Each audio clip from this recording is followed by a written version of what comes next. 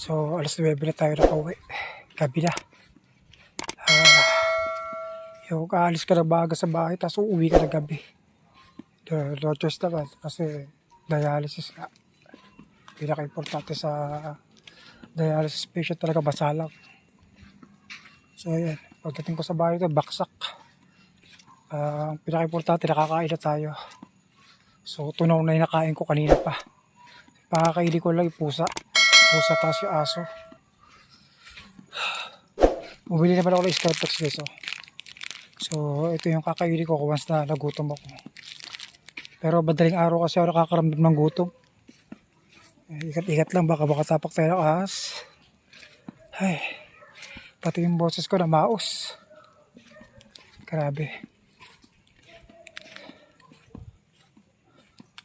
Hindi na nagpapakita sa akin dito yung white lady. Nagsawa na.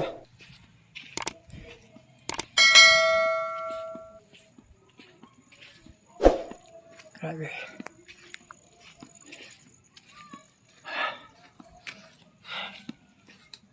Grabe dilim guys.